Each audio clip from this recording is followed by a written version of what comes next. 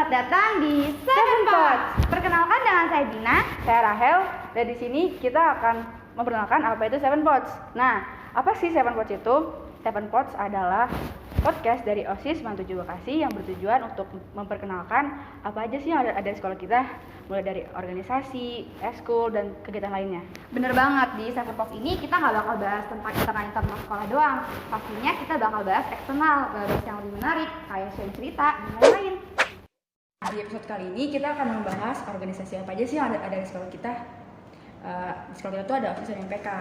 Bin, OSIS dan MPK itu singkatan dari apa sih? Oke, dari MPK dulu. MPK itu adalah Majelis Perwakilan Kelas, sedangkan OSIS merupakan organisasi intrasekolah yang salah satu tujuannya melatih jiwa kepemimpinan dari berbagai tujuan lainnya. Oke, di sini kita sudah menghadirkan bintang tamu kita dari Kak Shildi sebagai Ketua OSIS dan Kak Valen sebagai Ketua MPK. Selamat datang, Kak. Halo, Kak. Halo, Kak. Apa kabar? Baik? Baik, alhamdulillah. Gimana sehat. kalian? Baik juga sih. Baik juga, Kak. Gimana PTM-nya? Ya gimana ya? Sebenarnya seneng ya kita udah bisa tatap muka, udah bisa ketemu sama guru-guru dan beberapa teman-teman. Tapi di sisi lain juga kita sedih ya karena Gak bisa ketemu langsung sama temen yang lain iya, juga bener karena kan banget. selang-sering juga. Gak full team. Dibagi juga ya, Iya. gak full team. Terus juga capek juga karena Oh, iya. mulai offline lagi gitu. agak Adaptasi kaget. lagi. Iya. Agak kaget ya karena biasanya kita bangun setengah 8, Mas harus bangun pagi. bangun pagi, Ada intak pagi juga. Iya. harus mandi juga. Ya nggak Tapi sih? seru juga. Dingin. Tapi seru. Ya. Iya, akhirnya gitu bisa merasakan PTM. Kangen ya setelah berapa tahun kita? 1,5 Setahun. tahun ada nggak? 1 tahun lebih lah. Padahal dulu liburnya cuma 2 minggu doang. Iya. Gak berasa. Bilangin 2 minggu doang. Kita ternyata lama langsung banget. panjang banget ya. Iya. Oke, karena di episode kali ini kita akan membahas tentang organisasi. Pertama-tama kita pengen nanya dulu nih, pengertian organisasi OSIS dan MPK menurut Kak Valen dan Kak Shildi. Dimulai dari Kak Valen dulu, mengenai MPK. Oke, MPK Majelis Perwakilan Kelas.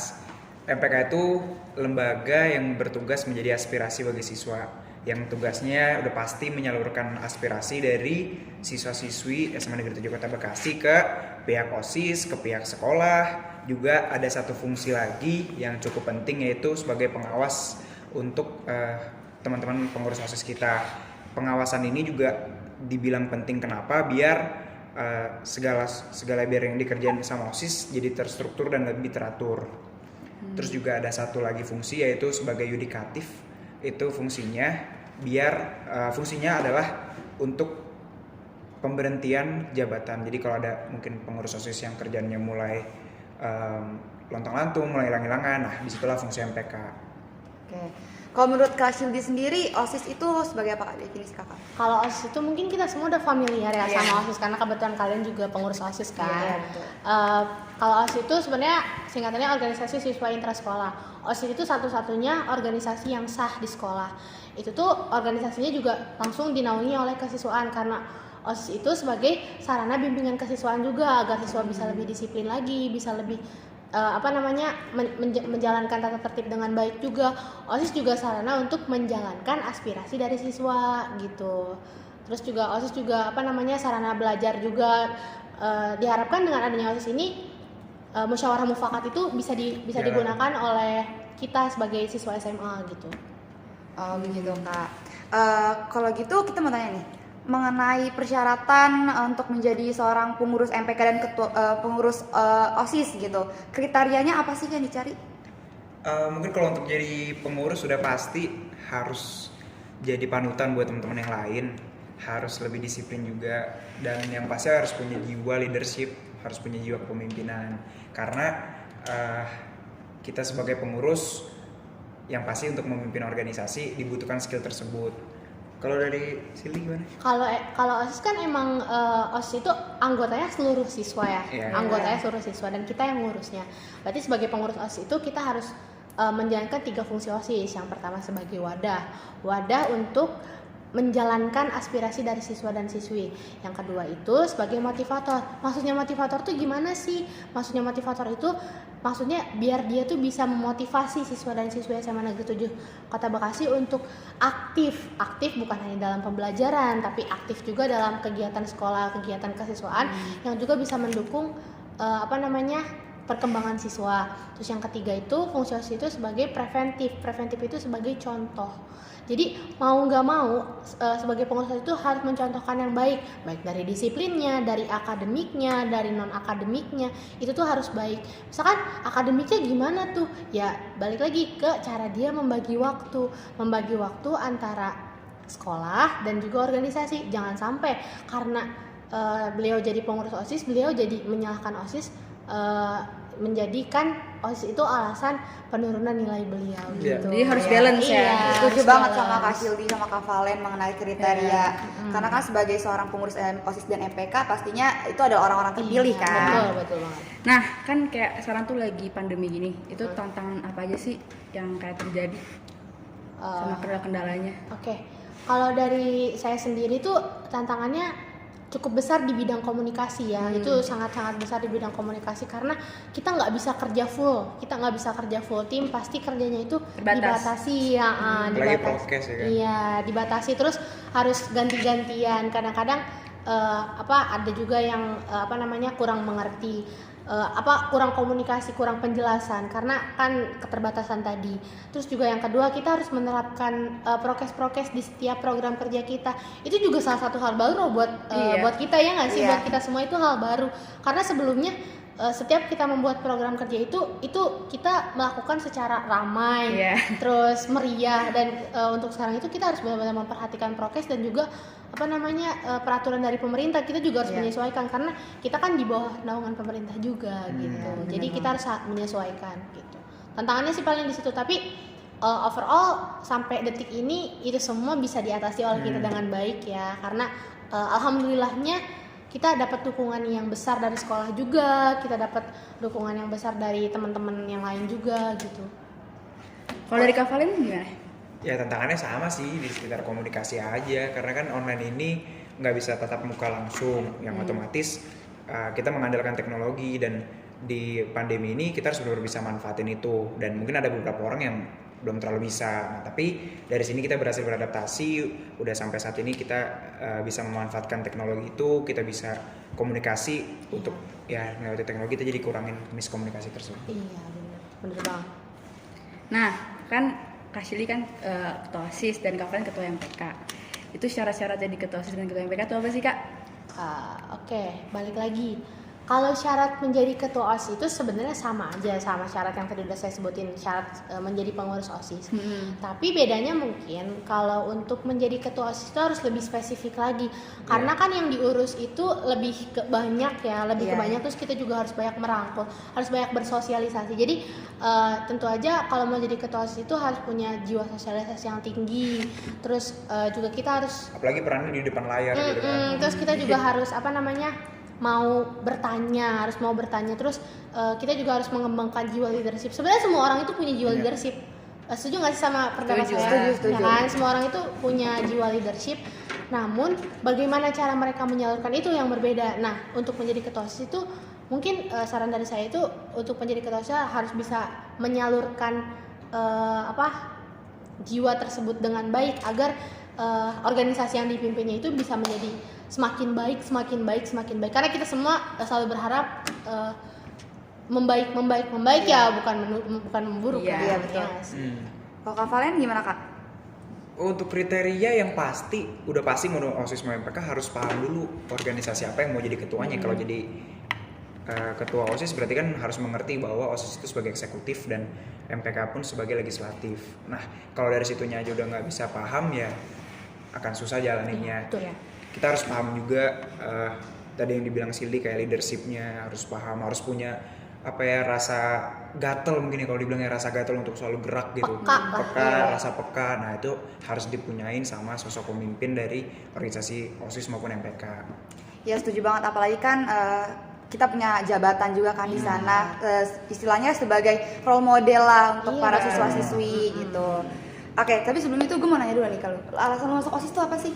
Ya, itu Bin yang gue bilang sebelum-sebelumnya, yang pasti melatih jiwa kepemimpinan, juga menyalurkan ide dan bakat.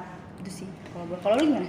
Kalau gue juga salah satunya itu sama kayak lu, tapi juga di OSIS ini kita juga bisa berlatih public speaking kan. Banyak banget sebenarnya manfaat-manfaat masuk OSIS, masuk MPK, pokoknya organisasi di masa SMP SMA itu benar-benar bermanfaat banget untuk kedepannya. Oke, sekarang kita mau tanya nih untuk Kasil dan Kak Valen, event yang paling berkesan apa sih di masa jabatan 2020-2021 ini? MPK dulu deh. MPLS sih kayaknya ya. Oh, MPLS. Iya. Ini karena seru ya. Seru Iya, sih. Banyak. Coba alasannya nih Kak apa? Ya Di kelas. Iya, semuanya terasa menyenangkan aja sih di event itu dan nggak terlalu capek, nggak terlalu terasa lelah gitu.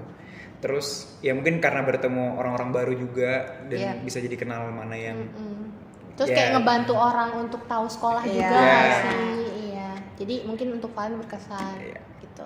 Bisa lihat karakternya berbagai macam orang. dan mungkin karena offline juga. Offline. Iya, Tapi yang juga di jadi rumah ya seru. online. Iya. Jadi masih setengah-setengah lah ya. Iya.